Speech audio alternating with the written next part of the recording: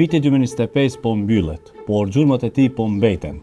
Një vit politik me tensione, heshtje diplomatike dhe sfida nga më të ndryshmet. Le të hedhim një vështrim se cilat ishin ngjarjet më të rëndësishme në rajon këtë vit.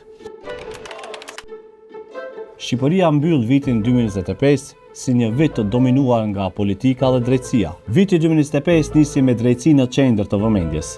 Hetimet e SPAK-ut dhe arrestimi i kryebashkiakut të Tiranës Erion Veliaj shënuan klimën politike të fillimvitit. Në këtë atmosferë, vendi shkoi në zgjedhjet e 11 majit, të cilat u fituan bindshëm nga Partia Socialiste, duke i dhënë Edi Ramës mandatin e 4 radhëzi. Menjëherë pas zgjedhjeve, Tirana u bë mikpritëse e samitit të Komunitetit Politik Evropian, ndërsa Shqipëria hapi të gjithë grup kapitujt e negociatave me Bashkimin Evropian. Por viti u shoqërua edhe me sfida të rënda. Zjarret masive të verës dhe përmbytjet e dimrit shkaktuan viktima, dëme të mëdha mjedisore dhe humbje ekonomike me 10 milion euro.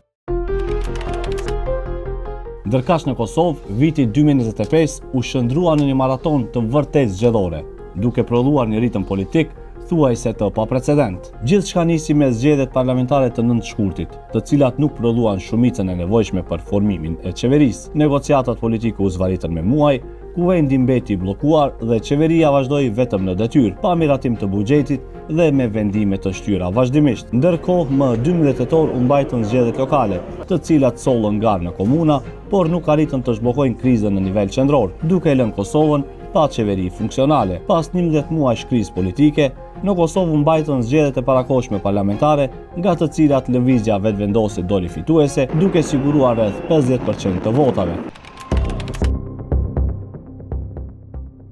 Nga ana tjetër, për Maqedoninë 2025 ta ishte një vit tranzicioni, me vendin mes sfidave të brendshme dhe pritshmërive për hapa konkret drejt BE-s. Negociatat me BE-n, reformat kushtetuese dhe marrëdhëniet me Bullgarinë mbetën në qendër të vëmendjes. Vendi shpalli gjendje krizën në sektorin e energjisë elektrike, ndërsa në zgjedhjet lokale partitë në pushtet arritën të siguronin shumicën e komunave.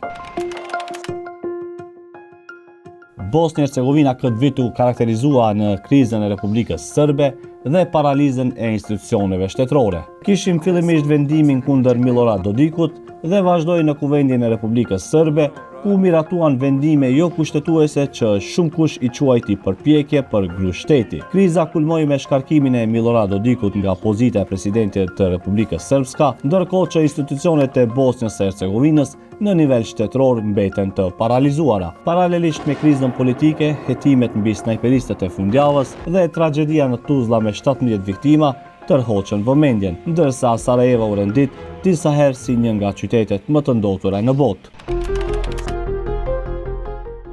Edhe Mali i Zi ka për çfarë të mbaj mend vitin 2025. Viti 2025 në Mal të Zi u shënua nga të shtërat masive në Cetin me 12 të vrarë, përfshirë 2 fëmijë dhe protesta kundër tenderit bregdetar në Ulqen, ku investitori arab u tërhoq. Bujqit protestuan në Podgorica për më shumë fonde.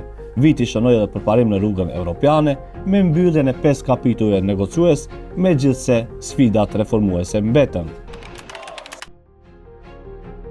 Në Serbi 2025 ta solli protesta masive qytetare dhe tensione të mëdha politike, me incidente në kuvend dhe tubime të mëdha proqeveritare që theksuan polarizimin. Në planin ndërkombëtar, sanksionet amerikane prekën industrinë e naftës, ndërsa tërheqja e një investimi të madh nga dhëndri Trumpit në Beograd tërhoqi vëmendjen e publikut. Viti përfshyi edhe përkujtimet e tragjedive të mëparshme dhe paradën e parë ushtarake që nga viti 2014. Viti 2025 në Kroaci nisi me rizgjedhjen e Zoran Milanovicit për president, duke theksuar polarizimin mes tij dhe qeverisë së Andrej Plenkovićit. Në plan ndërkombëtar, Kroacia nënshkroi bashkëpunim ushtarak me Shqipërinë dhe Kosovën. Industria e mbrojtjes dhe modernizimi i ushtrisë mbetën prioritet, me blerje pajisjesh dhe zhvillim teknologjik. Po ju si e vlerësoni këtë vit? Dhe çfarë prisni të sjellë viti 2026 për vendin tuaj?